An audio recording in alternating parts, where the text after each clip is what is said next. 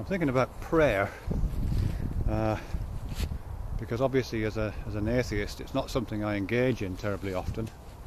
I say terribly often because I do actually engage in it sometimes. I did it for, well, weeks actually, not long ago, just to see what it felt like. But it's an interesting, it's interesting prayer, because clearly it's, on the one hand, and this is something I would agree with about 90%. On the one hand, it's completely pointless and meaningless.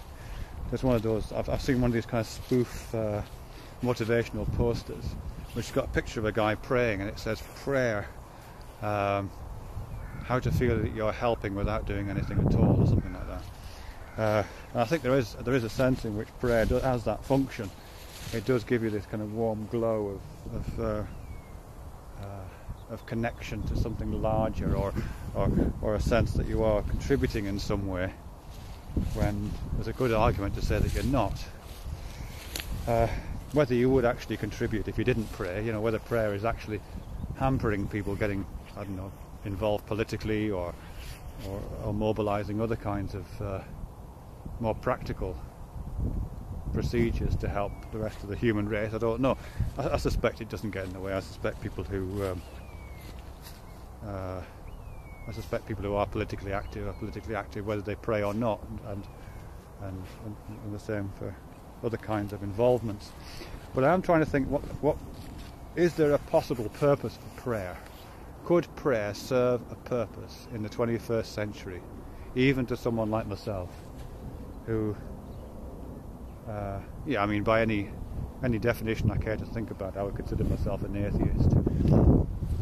So what could it be meaningfully? What could it meaningfully signify? The only one I can come up with, and I'm open to offers for alternatives, is to do with the kind of limitations of our own humanity. Because obviously we are humans, and we are the product of hundreds of thousands of years of evolution, and we are Bronze Age cavemen walking around in the Silicon Century. So it is a bit odd, really, when most of our cognitive apparatus, most of our physical apparatus, all of our hormonal apparatus, all of that kind of stuff is designed by evolution to function in circumstances far away from where they tend to function right now. They're designed to keep us alive in small hunter-gatherer bands somewhere in Africa, and here we are in the land of Twitter and MySpace and YouTube, and the land of transnational corporations and unemployment and all the kind of stuff that marks out modern life, trying to still use this old technology. So I'm just thinking of it in terms of technology. Is prayer a technology that could be kind of repurposed to get us through the day, really? It seems to me that what prayer is doing, and I may be wrong here, that what prayer seems to be doing is it seems to be using the mechanisms of interpersonal communication, talking from one person to another, particularly talking to a figure of authority, and applying that to fate, if you like, or applying that to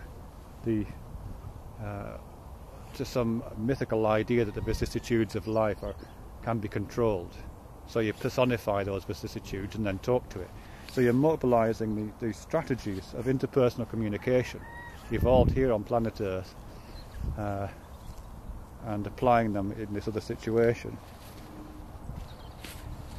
Well, why would you do that? And it seems to me one of the reasons why you might want to do that is... actually I'm not sure if this makes any sense. Well, I suppose what I'm thinking of is to do with what are the bad sides of being human that were brought into the 21st century, as well as the good stuff. And it seems to me the bad parts of being human are to do with fears, really, the things that are holding us back. Things like fear, things like selfishness, anxiety, clannishness, xenophobia, racism, sexism, the kind of will to power, if you like, overemphasis of competitiveness, all these kind of strategies which absolutely served us really well and when we were wandering around in West Africa. A lot of those are debilitating, I would say now. Probably the best things that humans can do now are collaborative, they're collective, they're interpersonal, they're shared, they capture a greater wisdom that individuals can hold.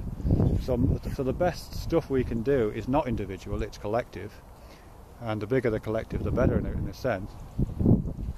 But what's preventing us from kind of being all we can be in that regard are Stone Age fears about our own personal mortality, our own personal well-being.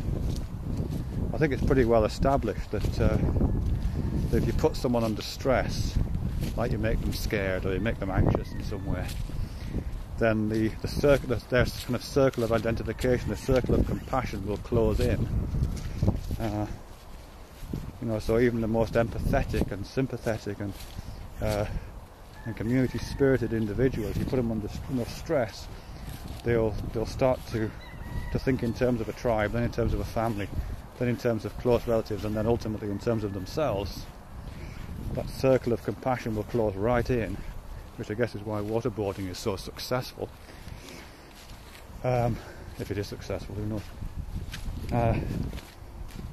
So anything that prevents fear, prevents needless fear, prevents meaningless fear, prevents inappropriate fear, it's got to be a good thing in terms of trying to develop a more interpersonal sense of being and widening that sense, that circle of compassion again. And prayer might be a technology that does that. Because it seems to me that you've got to use the tools that you have.